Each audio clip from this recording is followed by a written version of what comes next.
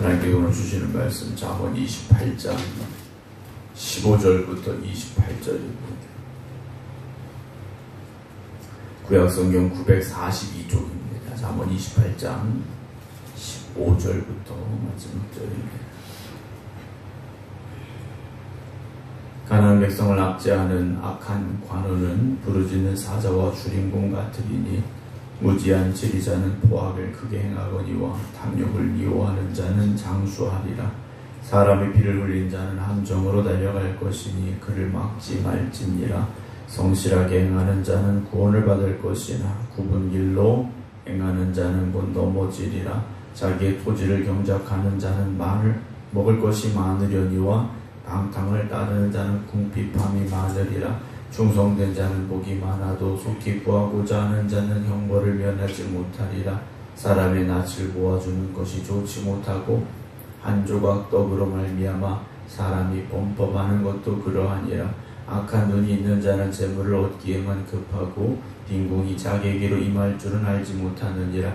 사람을 경책하는 자는 혀로 아첨하는 자보다 나중에 더욱 사랑을 받느니라. 부모의 물건을 도둑질하고서도 죄가 아니라 하는 자는 멸망받게 하는 자의 동륜이라. 욕심이 많은 자는 다툼을 일으키나 여호와를 의지하는 자는 풍족하게 되느니라. 자기의 마음을 믿는 자는 미련한 자요 지혜롭게 행하는 자는 구원을 얻을 자니라.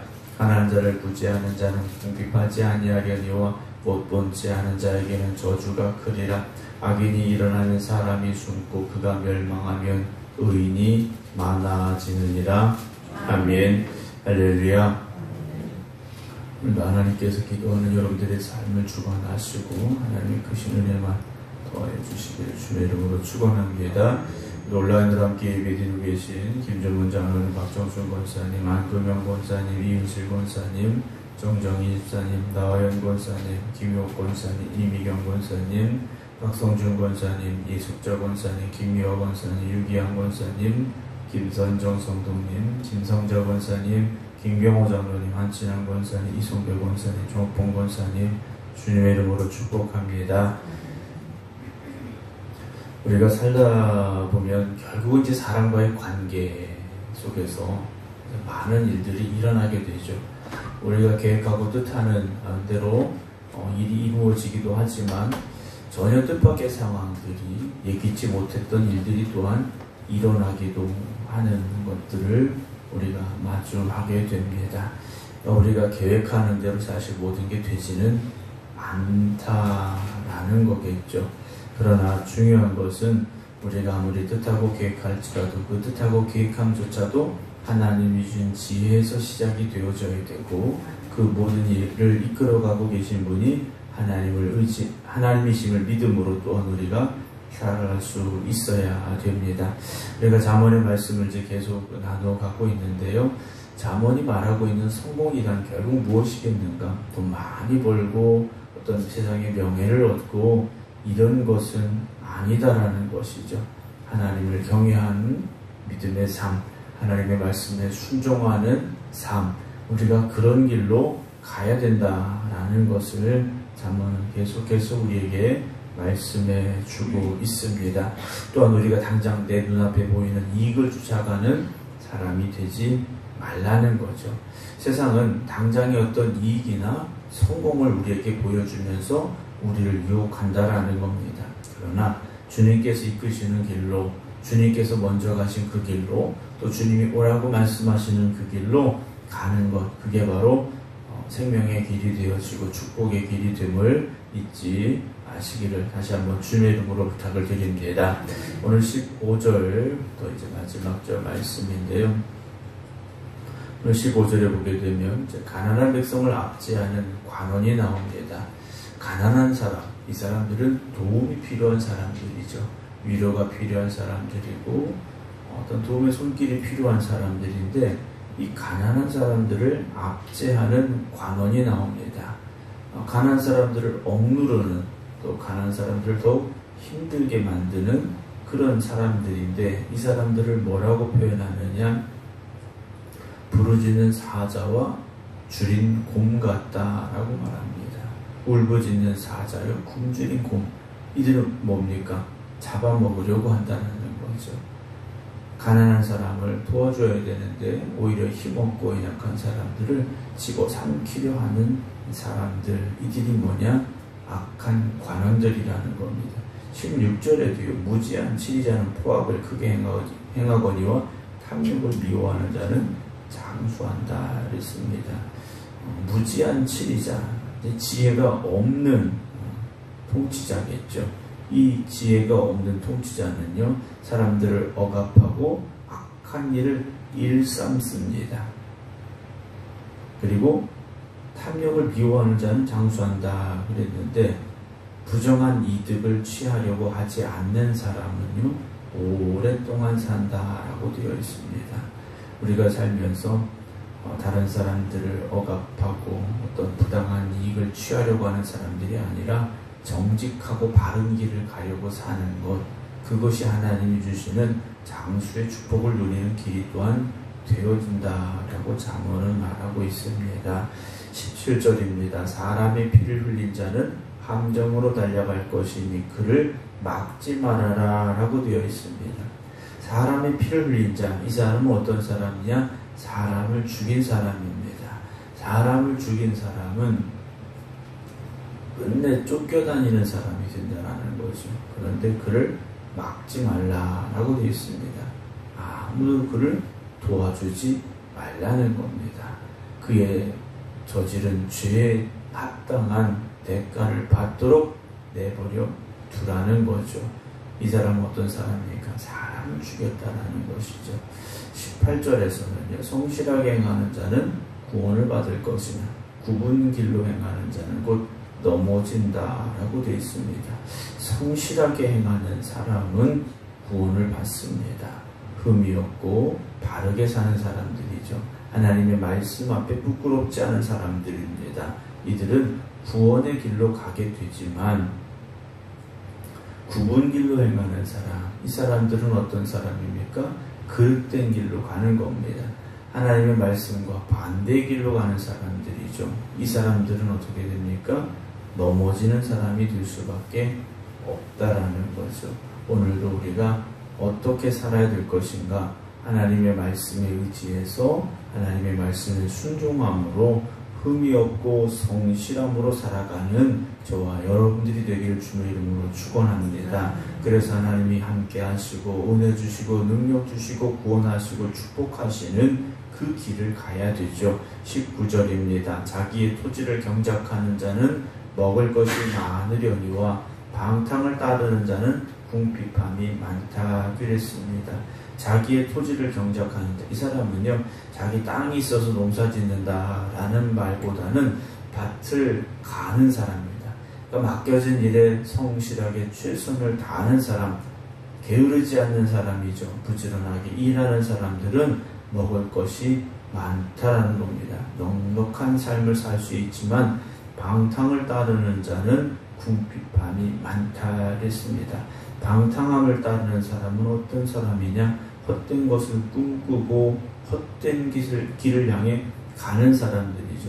이 사람들은요, 결국은 궁핍하게 된다는 겁니다.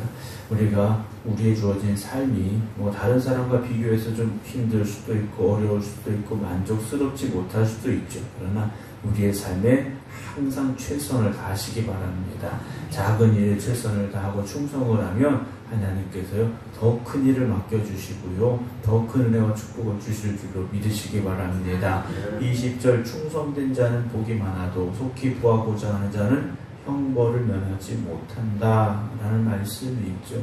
충성된 자는요, 복을 받습니다. 많은 복을 받습니다. 신실한 사람은요, 복을 받는 사람들이 되지만 속히 부하고자 하는 사람, 빨리 부자가 되려고 하는 사람은 어떻게 됩니까? 형벌을 면하지 못한다?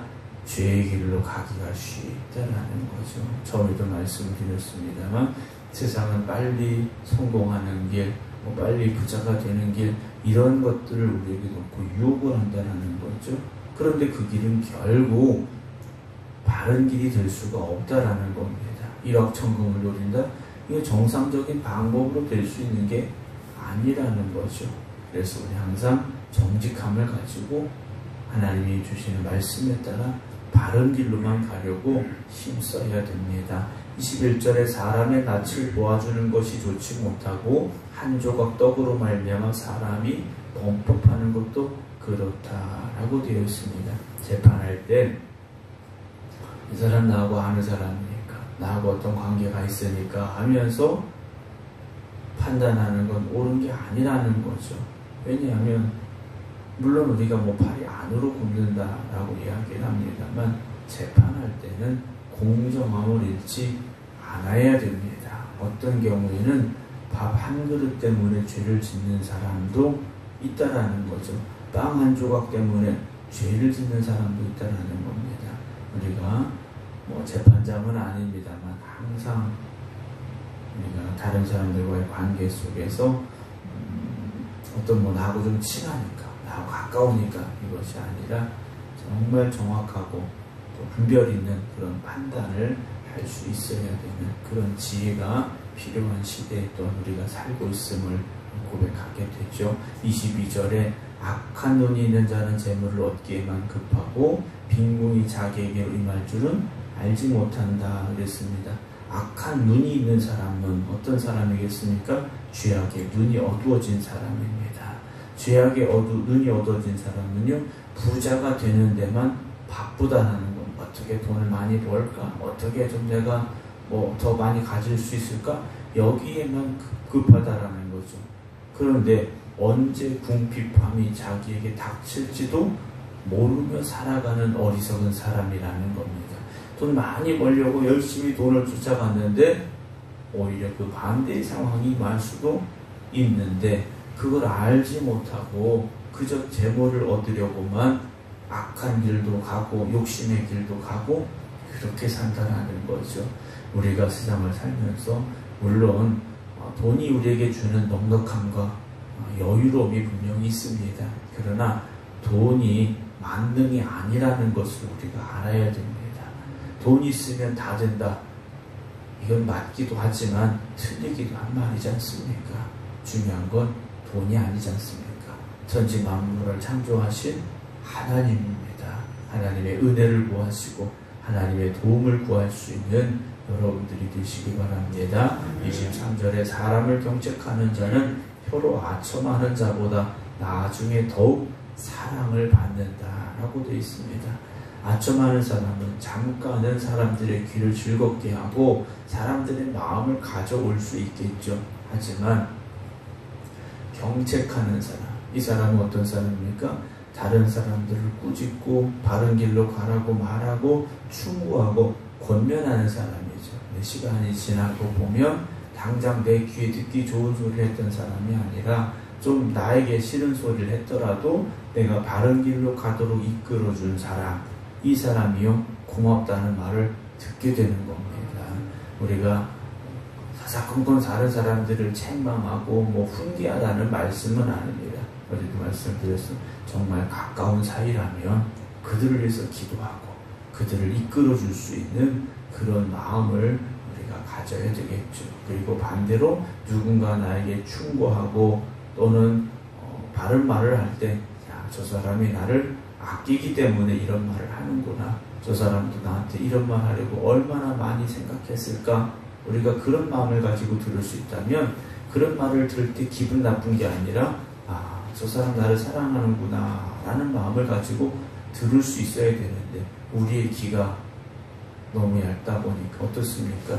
좋은 소리에는 그래 저 사람 날 사랑하는구나, 나 좋아하는구나 라고 생각하지만 나를 훈계하고 책망하는 소리에는 기분 나빠하게 되는 경우가 있다라는 거죠. 그러나 우리의 귀는 훈계하는 소리, 책망하는 소리, 권면하는 소리에 더 귀를 기울일 수 있어야 됩니다. 24절에 부모의 물건을 도둑질하고 수도 죄가 아니라 하는 자는 멸망받게 하는 자와 동료다라고 되어 있습니다. 부모의 것도요 내 것이 아니라는 것이죠. 부모님의 것인데 그걸 빼앗고도요 죄가 아니다라고 말하는 사람은 멸망받게 하는 자의 동료다 그랬습니다. 멸망받게 하는 자는 어떤 사람이냐? 다른 성경 번역에 보게 되면 살인하는 자와 똑같다 그랬습니다. 부모의 마음을 기쁘고 즐겁게 하는 자녀들이 되어야 된다라는 하는 말씀이겠죠. 욕심이 많은 자는 다툼을 일으키나 여호와를 의지하는 자는 풍족하게 된다 그랬습니다. 자기 욕심을 쫓아가는 사람은 문제가 생길 수밖에 없습니다. 하지만 하나님을 의지하며 살아가는 사람은 하나님이 주시는 풍성함을 누리는 축복의 사람이 될 수 있고요. 26절에 자기의 마음을 믿는 자는 미련한 자요 지혜롭게 행하는 자는 구원을 얻는다 그랬습니다. 자기의 생각만을 옳다고 주장하는 사람은 결국 미련한 사람이 될 수밖에 없습니다. 그러나 다른 사람들에게 조언을 구하고 지혜를 구하고 하나님의 뜻을 구하는 사람은요 구원을 받는 사람이 된다라는 거죠. 오늘도 내가 생각하는 것이 꼭 바른 길이 아닐 수도 있다라는 그런 마음을 우리가 가져야 됩니다. 내가 생각하고 내가 행동하고 내가 말하는 게 전부 다 옳은 게 아닐 수 있다라는 거죠. 그런 마음을 가지면 나에게 충고하는 사람, 권면하는 사람, 훈계하는 사람의 말에도 귀를 기울일 수가 있겠죠. 27절입니다. 가난한 자를 구제하는 자는 궁핍하지 아니하려니와 못 본치 않은 자에게는 저주가 크다 그랬습니다. 가난한 사람을 도와주는 사람은요 오히려 모자라지 않지만 그를 못 본치 않은 사람은 어떻습니까?